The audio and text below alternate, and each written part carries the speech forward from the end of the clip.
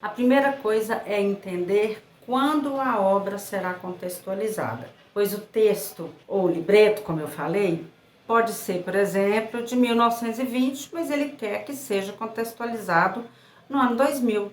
Então, sabendo disso, eu mergulho nas pesquisas do século, da década, enfim, do que ele já contextualizou para mim. Como eu já disse, eu leio o texto várias vezes. Entendo o subtexto, o que está subentendido nas sublinhas, o que está nas entrelinhas, o que não está exatamente escrito no texto, mas se mostra em emoções, em questões sociais. Detalhar onde se passa, em que época, se a contextualização será precisa.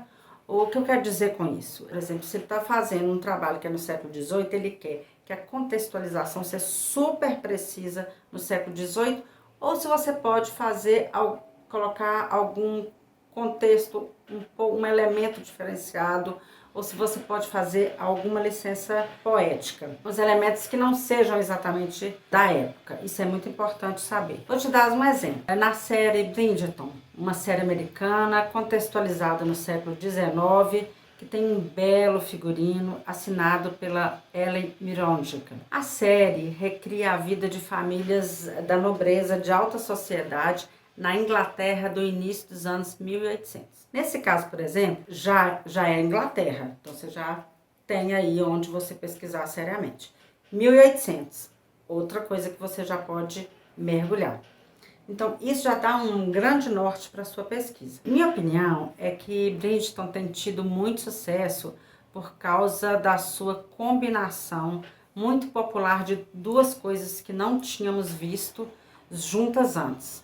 O escapismo da ficção clássica da época e o glamour brilhante, sensualidade de um drama juvenil moderno. Isso, na verdade, quem falou foi o Han Montgomery, que é um jornalista da BBC. A estética da série, que é histórica, ficcional, ou seja, através dos figurinos, das locações, da direção de arte, da cenografia, nos mostram um espelho daquela época. Porém, ela é romanceada. Então, é uma narrativa ficcional. Ela não fala só sobre uma verdade histórica. E aí, cabe várias intervenções.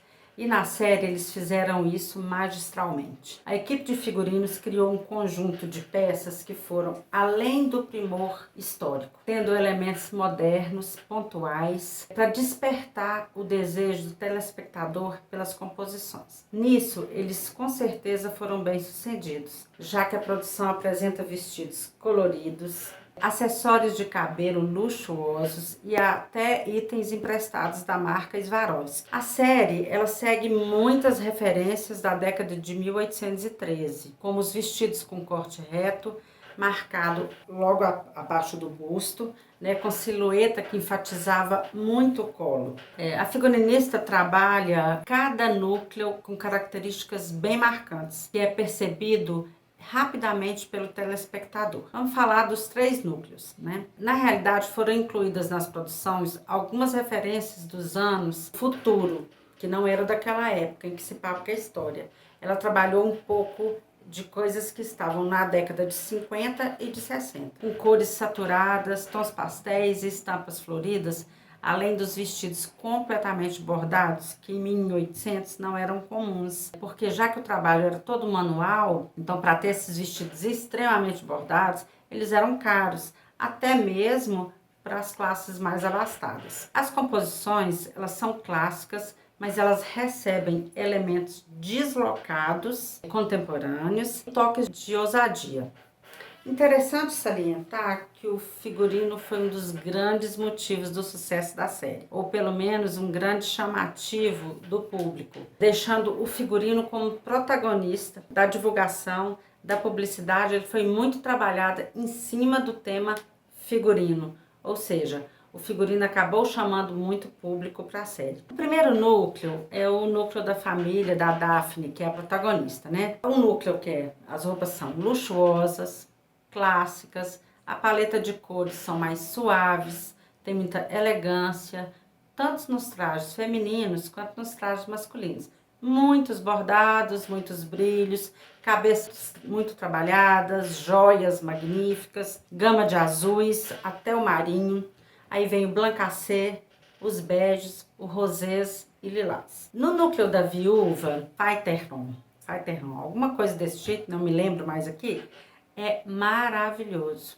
Eu adoro esse núcleo. A paleta de cores ela é forte e aí ela utiliza cores que não eram utilizadas na época, tá? Usando a licença poética que eu já disse aí anteriormente. Então ela trabalhou com amarelos, laranjas, verdes, rosa, fúcsia, roxo, cores assim bem fortes. As padronagens que ela usou também não eram da época, mas tudo ficou super bem alinhavado.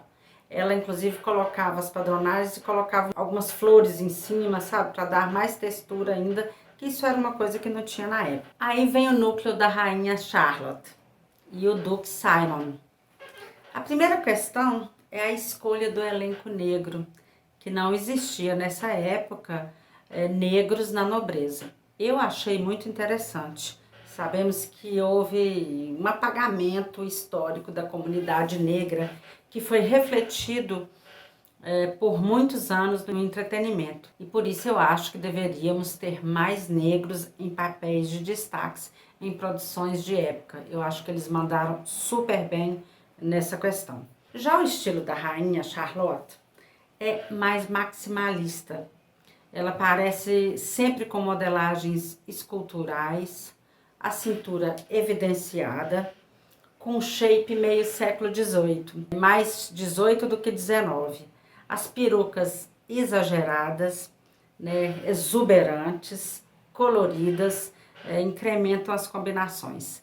A introdução também de algumas padronagens africanas, né, remetendo esse núcleo negro, né, enriquece ainda mais esse núcleo. O figurino do Simon também, ele tem essas pontuações dessas estampas africanas. Vale lembrar que a Sofia Coppola e a figurinista Milena Canonero, no filme Maria Antonieta, também já tinham feito a mesma coisa, né? Eles tinham chamado a atenção do mundo quando colocaram um tênis All Star lilás no contexto do século XVIII, que também foi fantástico e foi super falado por todos os editoriais de moda e por todos os jornais e tal.